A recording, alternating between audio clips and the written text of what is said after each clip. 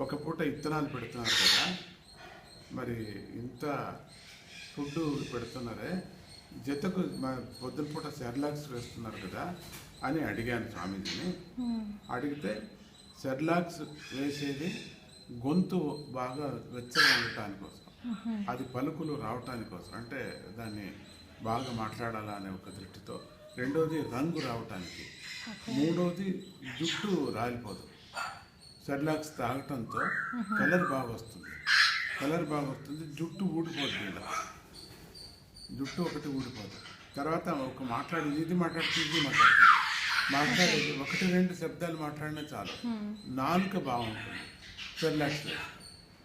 ఇక పొద్దున పూట తరకారీ వేయటం కారణం ఏంటో, ప్యూర్ వెజిటబుల్స్ తింటాయి కదండి, అవి తినని చెప్పేసి. పురుగు గిరుగు కొన్ని తింటాయి కదా, తినవు కదా, ఇప్పుడు తినవు, వదిలినా తినవు అనేస్తాయి. ఆ ట్రైనింగ్ ఇవ్వటానికి కోసం దీంట్లో ఎంత శక్తి ఉందని చూపించడానికి అప్పటి తరకారీ ఇస్తారు. ఫ్రూట్స్ ఇవ్వటం, కళ్ళు బాగుంటాయి దాంట్లో, కళ్ళు బాగా మెరుస్తాయి. సో అందుకని ఫ్రూట్స్ ఇస్తారు.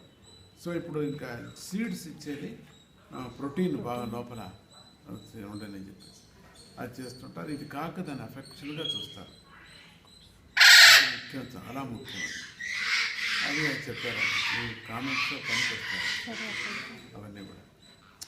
ఒకదాని గురించి కామెంట్స్ రాస్తూ అయిపోతే నేను వెంటనే మాట్లాడే స్వామీజీగా, ఇంకేదైనా వచ్చినా కూడా స్వామీజీతో మాట్లాడితే ఇట్లా అన్నారండి. నేను ఉన్నాను అక్కడ వారం రోజులు, అనుభవించాను ఎట్లా ఉంటుందని. ఫస్ట్లో అనుకున్నా, నేను ఎవరో రాసినట్టుగా ఫోర్స్ చేస్తుంది కదా, నేను ఫస్ట్లో అనుకున్నాను అన్ని పంజరంలో పెట్టారని. తర్వాత నాకు రియలైజ్ అయింది,